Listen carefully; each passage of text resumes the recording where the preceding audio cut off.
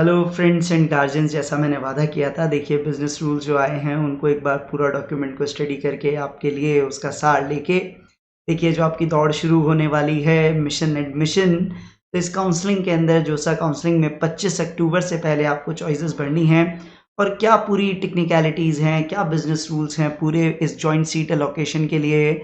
और ये काउंसलिंग जैसा आपको पता है, this counselling will be valid for IITs, NITs, IIEST, triple IITs and other GFTIs। तो क्या क्या आपको सावधानियां रखनी है, क्या क्या प्रोसेसेस हैं, क्या क्या डॉक्यूमेंट्स आपको चाहिए, सारी बातें मिलेगी आपको इस वीडियो में। तो ज़रूर इस वीडियो को देखिए। देखिए किन किन कॉलेजेस में आपको ये काउंसलिंग काम आएगी। देखिए अगर आपने जेई एडवांस एग्जाम क्वालिफाई किया है या जेई मेन बीटेक पेपर या जेई मेन का बी प्लानिंग पेपर, इन सब एग्जाम्स के थ्रू जो भी IITs, NITs, IIES, triple IITs, GFTIs में आपको एडमिशन मिलने वाला है, ये सब इसी काउंसलिंग के थ्रू होगा। जैसा आप जानते हैं टोटल 23 IITs इस कंट्री में हैं, 32 NITs प्लस IEST मिला के 26 ट्रिपल IITs हैं, 33 अदर GFTIs है। लास्ट में इसकी पूरी डिटेल्स भी मैं आपको बताऊंगा, बिजनेस रूल्स में सारी वो डिटेल्स दे रखी है। तो एग्जाम कोई सा भी इनमें से किया हो, इन किसी भी कॉलेज में आपको सीट चाहिए तो यही एक तरीका है जिसे कहते हैं अपन जोसा। तो ये जोसा वाली जो काउंसलिंग है, इसी के थ्रू ये सारे कॉलेजेस में आपको एडमिशन मिलेगा। इन सब में एडमिशन पाने के लिए आपको जोसा की साइट पे वापस ऑनलाइन रजिस्टर करना ज़रूरी होगा IIT के रिजल्ट आने के बाद 25 अक्टूबर को शाम 5 बजे से पहले, वरना आपको कोई सीट नहीं मिल पाएगी। वेबसाइट आपको मैं बता देता हूँ, देखिए यहाँ पे लिखी हुई है josa.nic.in। इस साइट पे आपको लॉगिन करना पड़ेगा। लॉगिन कैसे करेंगे, आपने जो जेई मेन 2021 का आपका रोल नंबर पासवर्ड जो यूज़र नेम पासवर्ड है उसी को यूज़ कर पाएंगे। ऐसे ही जो वन टाइम मेजर से IIT का इस बार दे पाए हैं वो जेई मेन 2020 वाले लॉगिन से यूज़ कर पाएंगे। जो भी वो लॉगिन आपका जेई मेन वाला था वही यहाँ पे काम आएगा। और यहीं पे जो सा साइट के ऊपर ही आपको सारी बाकायदा प्रोग्राम्स की लिस्ट देनी है। जितनी भी लिस्ट आप देते हैं 20, 30, 40, 50, 100, 200, जितनी भी चॉइसेस आप देते हैं वो सब आपको इसी वेबसाइट के ऊपर देनी है। एक चॉइस एक एकेडमिक प्रोग्राम का मतलब होता है एक particular branch at particular college. For example computer science at IIT Delhi एक अलग एकेडमिक प्रोग्राम होगा, and then electrical engineering at IIT Delhi एक डिफरेंट चॉइस होगी। तो जितनी भी चॉइसेस आपको भरनी है IITs, NITs, क्योंकि जिन्होंने एडवांस भी क्वालिफाई किया होगा वो दोनों के लिए अंदर क्वालिफाई करते हैं। कई बार रैंक थोड़ी पीछे होती है तो वो थोड़ा सा बच्चों को रहता है कि NITs में कोई अच्छी NIT में CSE पे जाएं, जेई में इनका बहुत अच्छा रैंक है, या कोई बहुत जो पीछे रैंक्स पे क्लोज होती हैं ऐसी ब्रांचेस IITs में ऑप्ट करें। बड़ा लोगों को डायलेमा रहता है, तो आप दोनों चीज़ें वहाँ पे यूज़ कर सकते हैं। तो उनकी प्रायोरिटी वगैरह सेट करना बहुत इंपॉर्टेंट रहता है। तो आप फिर से बता दूं, देखिए IITs में एडमिशन के लिए जेई एडवांस में क्वालिफाई होना नेसेसरी है। और प्रिपरेटरी कोर्स के लिए भी जो लिस्ट आएगी, जो प्रेप कोर्स होता है, उसकी खैर अभी विस्तार से और चर्चा करेंगे। JEE Main, NITs, triple IITs, GFTIs के लिए आपको जेई मेन रैंक के बेसिस पे आप यहाँ पे काम कर सकेंगे। BARC और बी प्लानिंग के लिए सिमिलरली वो जो पेपर 2 आपने दिया था उसके बेसिस पे, उसकी रैंक लिस्ट के बेसिस पे आपको जो भी कॉलेजेस अलॉट होने हैं वो होंगे। एक और इम्पॉर्टेंट चीज़, जब भी आप क्लोजिंग रैंक्स वगैरह देखते होंगे, जो NITs, IIEST और अदर GFTIs हैं, वहाँ पे एक स्टेट कोड ऑफ एलिजिबिलिटी बड़ी काम आती है। होम स्टेट और अदर स्टेट करके आपको कैटेगरीज मिलेंगी। तो याद रखिए यहाँ बिल्कुल सिंप्लीफाई इन्होंने कर रखा है। भाई स्टेट क्या होगा आपका, होम स्टेट वो स्टेट होगा जहाँ से आपने 12th क्लास दी है। अगर आप मान लीजिए कोटा तैयारी करने आए थे, आप रहने वाले झारखंड के हैं पर आपने कोटा से तैयारी की थी, 12th आपकी स्कूल कोटा में लोकेटेड थी, तो आपका होम स्टेट राजस्थान माना जाएगा, ना कि झारखंड, भले ही आपके पास वहाँ की डोमिसाइल एग्जिस्ट करती हो या नहीं। यहाँ 12th क्लास जो आपकी जिस स्कूल से दी है वो स्कूल कौन से स्टेट में है, वो आपका स्टेट कोड ऑफ एलिजिबिलिटी ही बनेगा। आप इम्प्रूवमेंट एग्जाम अदर स्टेट से देते हैं तो भी फर्क नहीं पड़ता, जिससे आपने पहली बार 12th पास की थी वही आपका स्टेट कोड बनेगा, वही होम स्टेट मिलेगा। तो लेट से अगर आपने कोटा अगर आपका आता है, लेट से अजमेर राजस्थान में अगर आता है या जयपुर में होता है, राजस्थान आपका होम स्टेट है, तो MNIT के अंदर जब आप क्लोजिंग रैंक्स देखेंगे तो आप होम स्टेट के लिए एलिजिबल हैं। उसके अलावा जितनी बाकी NITs हैं उनमें आपको अदर स्टेट रैंक के थ्रू या अदर स्टेट कैटेगरी में ही अपनी चॉइसेस देखनी पड़ेगी। याद रखिए होम स्टेट वही होगा, जो होम स्टेट कोटा है वो उसी स्टेट के NIT वालों के लिए ही रहेगा, बाकियों को अदर स्टेट कोटा में रहेगा। देख लीजिए एक बार डिटेल्स आपको फटाफट से बता देता हूँ। जितनी भी NITs हैं, गोवा NIT श्रीनगर को छोड़ के, या PEC चंडीगढ़ या IEST शिवपुर, इन सब कॉलेज में होम स्टेट का मतलब होगा जो स्टेट जिसमें इंस्टीट्यूट लोकेटेड है वो होम स्टेट, बाकी सब अदर स्टेट। फिर एक ये कोई GFTI है, गौरी खान चौधरी इंस्टीट्यूट, इसका होम स्टेट कोटा बहुत सारे स्टेट्स को इसमें होम स्टेट में गिना जाता है। ऐसे ही असम यूनिवर्सिटी एनआईटी गोवा के लिए आप देख सकते हैं, एनआईटी गोवा में 10% कोटा दमन दीव दादरा नागर हवेली और लक्षद्वीप वालों के लिए भी है। सिमिलरली एनआईटी श्रीनगर में 5% कोटा लद्दाख वाले स्टूडेंट्स के लिए भी है। इस बार जैसा आपको पता है कि जैसे रैंक 1 पे 18 स्टूडेंट थे जेईई मेन में, इस बार मल्टीपल स्टूडेंट सेम रैंक पे दिए गए हैं। तो इसमें कहा गया है कि अगर मान लीजिए कि सेम रैंक आपकी और आपके फ्रेंड की है, एक इंस्टीट्यूट में एक पर्टिकुलर कोर्स की एक ही सीट खाली थी, बट आप दोनों ने वही भरी है और वही चॉइस लिस्ट में आ रही है, तो आप दोनों को अलॉट होगी। उसके लिए एक सुपर न्यूमरी सीट क्रिएट कर दी जाएगी। बट ऐसा नहीं हो सकता कि सेम रैंक पे आपके फ्रेंड को मिल गई और आपको नहीं मिली, ऐसा नहीं होगा। सेम रैंक वालों को सेम प्रायोरिटी है। सीट्स नहीं बचती हैं तो एक्स्ट्रा सीट क्रिएट की जाएगी, बट वो सेम रैंक वाले को सेम ट्रीटमेंट दिया जाएगा। फिर एक और ये टेक्निकल चीज़ है डी रिजर्वेशन। ये कहते हैं कि भाई जनरल ईडब्ल्यूएस या ओबीसी एनसीएल कैटेगरी में कोई स्टूडेंट नहीं मिले, खाली रह जाती है, तो फिर उसको ओपन कैटेगरी में ले लेंगे। एससी एसटी में ऐसा बिल्कुल भी नहीं करते। तो और ऐसे पीडब्ल्यूडी कैटेगरी से ओपन में कन्वर्ट कर दी जाती है अगर उस कैटेगरी का कोई एस्पिरेंट वहां पर बाकी नहीं बचता, जो यूजुअली आजकल ज़्यादा होता नहीं। जब आप रजिस्टर करेंगे जोसा की साइट पे, तो देखिए आप क्या नहीं बदल सकते। You will not be allowed to change your personal detail. क्या क्या नहीं बदल पाओगे आप? आपका नाम नहीं बदल पाओगे, ठीक है, फादर मदर्स नेम भी नहीं बदल पाओगे, guardian's name, date of birth, class 12th examination board, birth category, ये कुछ भी नहीं आप बदल पाओगे। बट क्या बदल सकते हो? आप बदल सकते हो आप अपना state of eligibility, nationality, place of passing 12th and gender subject to condition, जो आगे एक पॉइंट में स्पेसिफाइड है। मेनली काम की कोई डिटेल आप ज़्यादातर चेंज नहीं कर पाओगे कि स्टेट ऑफ एलिजिबिलिटी को छोड़ के। और जैसा आपको पता है कि जैसा इनिशिएटिव लिया गया है कि भाई गर्ल्स का एक साइजेबल प्रोपोर्शन हो, तो एक सो कॉल्ड फीमेल को एक 20% एटलीस्ट फीमेल स्ट्रेंथ हो आईआईटीज़ एनआईटीज़ के अंदर, तो उसके लिए कुछ सुपर न्यूमरी सीट्स क्रिएट कर दी गई हैं। उसका भी पूरा प्रोसेस है। तो गर्ल्स को आपको पता है कि डेफिनेटली आप देखोगे तो रैंक में बड़ा लफड़ा है। एनआईटी में आपको देखना पड़ता है होम स्टेट या ओपन या अदर स्टेट, उसके अंदर भी जेंडर न्यूट्रल या फीमेल ओनली। तो फीमेल ओनली जो सीट्स के कैटेगरी आप देखोगे, डेफिनेटली रैंक का बेनिफिट मिलता है। वो इसीलिए मिलता है कि वो चाहते हैं कि गर्ल्स एटलीस्ट 20% हर प्रोग्राम के अंदर आए, तो गर्ल्स के लिए वो एक बेनिफिट एक्स्ट्रा रहता है। तो उसकी डिटेल्स भी यहाँ पे आपको गिवन है। मुद्दे की बात ये है, every IIT must have at least 20% females all together in its UG programme. उसके लिए जो करना है वो करेंगे और फीमेल्स को उसका जो बेनिफिट मिलता है वो मिलेगा। फिर जैसा मैंने बोला था, रजिस्टर करने के लिए आपको यही वेबसाइट पे जाना है। जैसा मैंने कहा था, जेईई मेन 2021 का आपका एप्लीकेशन नंबर और पासवर्ड, जिन्होंने 21 में जेईई मेन दिया है उनके लिए, और 2020 के थ्रू जो आईआईटी के लिए वन टाइम मेजर में एलिजिबल थे, वो जेईई मेन 2020 का एप्लीकेशन नंबर और पासवर्ड यूज़ करेंगे, ठीक है। और जो फॉरेन नेशनल्स हैं वो जेईई एडवांस 2021 का लॉगिन आईडी पासवर्ड यूज़ करेंगे। इसके अंदर जो चॉइस फिलिंग का काम है, यहाँ आपको एक्स्ट्रा पैसे नहीं देने, केवल रजिस्टर करना है। चॉइस आप फ्री में भर सकते हैं, पैसे देने पड़ेंगे जब आपको कोई सीट मिलती है और आपको उसे एक्सेप्ट करनी है। और चॉइस चाहे जितनी भरिए, कोई लिमिट नहीं है, जितनी आपके लिए अवेलेबल है सारी चॉइसेस आप भर सकते हैं। बट उसकी जो प्रायोरिटी होगी उसको सेट करना बहुत टेढ़ा काम रहता है। बट हाँ, चॉइसेस जो चाहें आप भर सकते हैं। और इम्पॉर्टेंट चीज़, 25 तारीख से पहले आप अपनी चॉइसेस को लॉक ज़रूर करिए। बट अगर आपने लॉक नहीं की तो जो लास्ट सेव चॉइस थी आपको उसको ऑटोमेटिकली लॉक कर दिया जाएगा। और मान लीजिए आपने 25 की जगह 20 तारीख को ही लॉक कर दिया और 22 तारीख को आपको लग रहा है यार कुछ मेरा ऑर्डर ऊपर नीचे हो गया है, तो भी आप उसको एडिट कर पाओगे। उसके लिए आपको एक ओटीपी सेंड कराया जाएगा रजिस्टर्ड मोबाइल ईमेल पे, आप जब से रिक्वेस्ट सबमिट करोगे, और उसकी हेल्प से आप उसको अनलॉक करके वापस से लॉक कर सकोगे। इतने घबराए मत, जल्दी अगर लॉक हो जाता है गलती से और आपको फिर चेंज करनी है तो ऑप्शन है, बट ये ऑप्शन केवल 25 तारीख तक है। 25 तारीख के बाद जो लॉक हो गया, अमिताभ बच्चन के केबीसी वाला लॉक हो जाएगा, उसके बाद कुछ आप चेंज नहीं कर पाएंगे, ये चीज़ याद रखिए।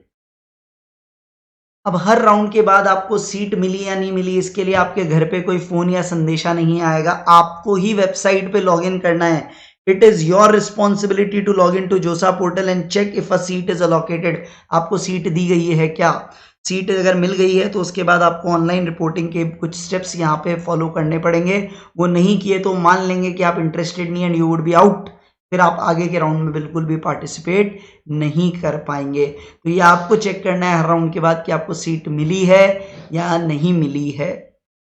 मान लीजिए राउंड 1 के बाद मुझे सीट मिल गई। अब सीट मिल गई तो मुझे क्या करना है? तो पहली बात, एक्सेप्ट करिए सीट, क्योंकि भाई आपने ही भरी थी, आपको ही लेनी है। तो एक्सेप्ट करेंगे तो आपको क्या करना पड़ेगा? सबसे पहले प्रोविजनल सीट अलोकेशन लेटर को आप डाउनलोड करेंगे। फिर एक्सेप्ट द सीट अलॉटेड, और कोई एक ऑप्शन लेना पड़ेगा, फ्रीज, स्लाइड या फ्लोट। इन तीनों पे अभी मैं चर्चा करूंगा, आपको लेना पड़ेगा कि आगे के राउंड्स के लिए। उसके बाद आपको आपके डॉक्यूमेंट्स अपलोड करने पड़ेंगे, वो डॉक्यूमेंट्स कौन कौन से हैं वो भी अभी मैं आपको पूरी डिटेल दूंगा। और उसके बाद सीट एक्सेप्टेंस फी आपको पे करनी पड़ेगी। अब पैसे लगेंगे, सीट मिली है राउंड 1 में तो भैया पैसे देने पड़ेंगे। इस पे साइड पैसे नहीं दिए तो मानेंगे आप इंटरेस्टेड नहीं and you would be out. उसके बाद आप किसी राउंड में नहीं आ सकते। हाँ भाई, पैसे कितने देने पड़ेंगे। सीट एक्सेप्टेंस फी क्या है, तो 15,000 रुपये सीट एक्सेप्टेंस फी है। किनके लिए, कैटेगरी वाले students, SC ST, general PWD, general EWS, OBC NCL PWD, SC PWD, ST PWD and 35,000 for all other candidates. याद रखिएगा PWD वाले ही हैं जनरल EWS और OBC NCL में। बाकी जनरल EWS, OBC NCL और जनरल वाले जो स्टूडेंट जो भी इन कैटेगरी में मेंशन नहीं है उनको 35,000 रुपये देने पड़ेंगे, जिसमें 2,000 रुपये जोसा की प्रोसेसिंग चार्जेस होंगे, जो मेरे हिसाब से बाद में भी आप सीट विड्रॉ करेंगे तो आपको वापस नहीं मिलेंगे।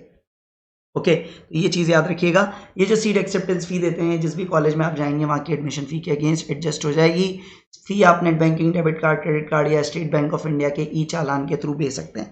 उसके बाद आप जो डॉक्यूमेंट्स अपलोड करेंगे, अगर डॉक्यूमेंट वेरिफिकेशन ऑफिसर अगर उसमें कुछ डाउट होता है, कोई क्वेरी रेज करता है, तो आपको उसको ऑनलाइन मोड में ही within the stipulated time करना है। अगर आपने उस क्वेरी का जवाब नहीं दिया तो you may be out of जोसा प्रोसेस। ये याद रखिएगा, ये आपकी की ही रिस्पॉन्सिबिलिटी है, चेक करें कि कोई क्वेरी आई है क्या, और उसको विद इन टाइम आपको रिजॉल्व करना होगा। ये याद रखिएगा। इनमें से कोई भी स्टेप आपने नहीं किया, failure to complete any of this online reporting step will be considered that you have rejected the offer and forfeited the eligibility for admission to any of the institutes through JOSA 2021। उसके बाद इस process में आप कभी नहीं आ पाएंगे। ये चीज़ याद रखिएगा। सीट कंफर्म की जाएगी IIT NIT सिस्टम, ये तो प्रोविजनल है, कंफर्म तब की जाएगी जब आपके डॉक्यूमेंट्स को वेरीफाई कर दिया जाएगा और इंश्योर करेंगे कि आप सारे एलिजिबिलिटी क्राइटेरिया को मीट करते हैं। तो ये चीज़ याद रखिए। और उसके बाद फाइनल वेरिफिकेशन जब आप कॉलेज में जाएंगे तब देखने को मिलेगा। तो ये बेसिक रिजल्ट आप देखिए। और ये जब वैलिड और होंगे तो एक provisional offer and seat acceptance letter होगा, जिसको आपको ऑनलाइन पोर्टल से डाउनलोड करना है। Provisional acceptance is a conditional acceptance, which means candidate has accepted the offer, but certificates need to be verified on joining the institute and payment of institute। ये चीज़ याद रखिएगा। और कोई डिस्क्रिपेंसी होती है तो क्वेरी होगी, जिसको आपको with in the time respond करना है। वो सारी चीज़ आपको याद रखनी है। सीट कैंसिल्ड हो जाएगी अगर आपके सर्टिफिकेट इनवैलिड या फ्रॉड निकलते हैं, आप एलिजिबल ही नहीं पाए जाते हैं। फिर option to reject the allotted seat, आपको जो सीट मिली है आप उसको अलोकेट भी कर सकते हो, बट जैसे ही आप उसको रिजेक्ट करोगे आप पूरे प्रोसेस से बाहर हो जाओगे। ये चीज़ याद रखिएगा। क्लियर है। आप ये भी काम कर सकते हो, फ़ी पे नहीं करो तो वैसे ही बाहर हो जाओगे, या फ़ी पे करने के बाद भी आप विड्रॉल ले सकते हैं। Candidates who reject allocated seat cannot participate anymore in JOSA for academic year 2021-22।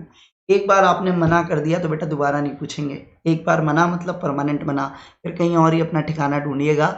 In colleges में तो एडमिशन नहीं मिल पाएगा। ये चीज़ मान के चलिएगा, ये बहुत इंपॉर्टेंट बात है। अब जरा मैं आ जाता हूँ, ये फ्रीज फ्लोट स्लाइड क्या होता है। जब आप सीट एक्सेप्टेंस देंगे तो आपसे पूछेगा भाई इन तीन में से कोई एक विकल्प चुनिए। फ्रीज, जैसा कि नाम कह रहा है फ्रीज, हाँ भाई मुझे जो चाहता था मैं मिल गया, जो भी मुझे मिला है। मान लीजिए मेरी 10वें नंबर की चॉइस है, मैंने 50 चॉइस भरी थी, पहले राउंड मुझे 10वें नंबर की चॉइस मिली और मुझे लग रहा है हाँ यार खुश है, मुझे ऊपर के 9 में नहीं, मैं तो इससे संतुष्ट हूँ। तो आप कहोगे भैया मेरा लॉक कर दिया जाए, मेरे को आगे के राउंड्स में कोई सीट नहीं बदलनी, आगे के राउंड चलते रहेंगे। मेरी सीट पे ऐसे समझिए, मेरी सीट पे चद्दर मेरे नाम की डाल के रख दीजिए, ये मेरी हुई, अब मुझे और कहीं मोह माया में नहीं फंसना है। ये कहलाता है फ्रीज, जो बहुत कम जने स्टार्टिंग में लेते हैं। फ्लोट, फ्लोट का मतलब क्या होता है भाई मुझे जो मिल गया कबूल है, बट इससे अच्छा मिलता है तो मैं अभी भी दौड़ में हूँ। 10वीं चॉइस है, ऊपर की 9 में आगे कहीं खाली होती है सीट तो मैं ऊपर की 9 में ज़्यादा इंटरेस्टेड हूँ, तो मेरे लिए वो विकल्प छोड़ा जाए। बट हाँ याद रखिए आगे के राउंड में 10वें की जगह मुझे 8वें नंबर की चॉइस मिली तो अब मैं वापस 10वें पे नहीं आ सकता, वो 10वीं सीट गई, अब मैं 8वें नंबर की चॉइस के साथ ही मुझे संतुष्ट रहना पड़ेगा। तो फ्लोट का मतलब क्या है कि ऊपर की कोई भी चॉइस हो, किसी भी दूसरे कॉलेज की भी हो, तो भी मैं कॉलेज भी बदल दूंगा, ब्रांच भी बदल दूंगा, अगर मुझे हायर प्रेफरेंस की मिलेगी तो इन एनी इंस्टीट्यूट। ये कहलाएगा फ्लोट, जो सबसे ज़्यादा लोग यूज करते हैं इनिशियल राउंड्स में। फिर एक ऑप्शन होता है स्लाइड। स्लाइड का मतलब ये है कि लेट से मानिए आपको IIT दिल्ली इलेक्ट्रिकल मिल गया, आप कह रहे हो यार मुझे तो IIT दिल्ली ही पसंद है, अब मुझे IIT दिल्ली में इलेक्ट्रिकल से ऊपर मैंने लेट से कंप्यूटर साइंस या मैथमेटिक्स कंप्यूटिंग भरी है, वो मिल जाए तो मुझे दे दीजिएगा। बाकी अब मुझे कॉलेज से मैंने तय कर लिया है इस कॉलेज में कोई हायर प्रेफरेंस का मेरा प्रोग्राम आगे के राउंड में मिलता है तो मुझे दे दिया जाए। तो फ्रीज में तो क्या हुआ, ब्रांच और कॉलेज दोनों एक साथ लॉक हो गया। फ्लोट में कुछ लॉक नहीं हुआ, सब कुछ ऊपर अपग्रेड होना पॉसिबल है। स्लाइड में आप कह रहे हो कॉलेज आपने लॉक कर दिया, इस कॉलेज में बेटर चॉइस मेरी हायर प्रेफरेंस में मिलती है तो मैं लूंगा, अदरवाइज मुझे कॉलेज अब चेंज नहीं करना। ये इन 3 ऑप्शंस के मतलब है। बट याद रखिए, अगर आप फ्लूट और स्लाइड देते हैं और नेक्स्ट राउंड में आपको हायर प्रेफरेंस मिल गई तो ये जो पहले की सीट थी ये चली गई, अब इस पे वापस आने का कोई ऑप्शन नहीं रहेगा। ये चीज़ हमेशा याद रखिएगा, ये सबसे इंपॉर्टेंट बातें हैं। हाँ, अब भाई सीट मिल गई, डॉक्यूमेंट कौन कौन से डालने हैं? तो देखिए, अगर आपको NIT प्लस सिस्टम मतलब NIT IIIT IIST GFTI में मिली है, तो भाई क्या क्या देना है आपको? सबसे पहले आपको देनी है आपकी क्लास 10 मार्कशीट, सर्टिफिकेट या आधार कार्ड। ये किसके लिए? डेट ऑफ बर्थ के प्रूफ के लिए। फिर क्लास 12 की मार्कशीट और सर्टिफिकेट, ये चेक करने के लिए आप क्वालिफिकेशन एग्जामिनेशन की क्वालिफिकेशन को सेटिस्फाई करते हैं या नहीं। फिर कैटेगरी सर्टिफिकेट जो भी आपका वो देना पड़ेगा as per government of India format available on JoSAA website, जो पहले भी मैं आप लोगों के साथ शेयर कर चुका हूँ। In case of OBC NCL general EWS, याद रखिएगा सर्टिफिकेट 1 अप्रैल 2021 के बाद का बना हुआ होना चाहिए। अगर आप उस वक्त नहीं दे पाए सीट एक्सेप्टेंस के वक्त, पुराना सर्टिफिकेट यहाँ नहीं चलेगा। कास्ट सर्टिफिकेट जो इशू होगा महाराष्ट्र स्टेट और उनसे रिलेटेड कुछ इंपॉर्टेंट चीज़ें हैं जो आपके स्टेट में एप्लीकेबल होता है तो आप देखिएगा। फिर क्या चाहिए? Original certificate for person with disability, ये आपको चाहिएगा और ये issued by the competent authority होनी चाहिए। क्रॉस्ड बैंक चेक कॉपी या image of passbook with bank account details. Medical certificate in specified format अभी मैं आपको बता देता हूँ, इसके ब्रोशर में मतलब बिजनेस रूल्स में अवेलेबल है। पासपोर्ट इफ एप्लीकेबल, ये जनरली फॉरेन नेशनल्स के लिए रहेगा। और admit card of JEE main, ये आपको चाहिएगा। और भी अगर कुछ होता है, कुछ वेरीफाइंग ऑफिसर को लगता है तो बात करेगा। एक इंपॉर्टेंट चीज़, अगर आपके सर्टिफिकेट इंग्लिश हिंदी में नहीं है तो उनका एक ट्रांसलेशन भी आपको ड्यूली सर्टिफाइड आपको देना पड़ेगा। ऐसे IIT सिस्टम में भी यही है, class 10 marksheet, certificate, birth certificate, Aadhaar card नहीं ले रहे, वो आधार कार्ड ले रहे हैं, ये नहीं ले रहे, ये बड़ी अजीब सी बात है। क्लास 12 मार्कशीट यहाँ पे भी है।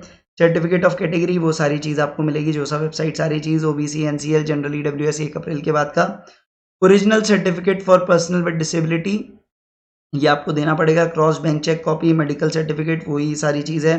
OCI PIO card if applicable, passport, citizenship certificate if applicable, जो आप लोगों के लिए जो जनरली जो इंडियन सिटीजन हैं उनके लिए तो नहीं आएगा। तो ये सारी चीज़ आप याद रखिएगा। यहाँ पे वही इंग्लिश हिंदी में नहीं है तो उसकी सर्टिफाइड ट्रांसलेशन कॉपी भी देनी पड़ेगी।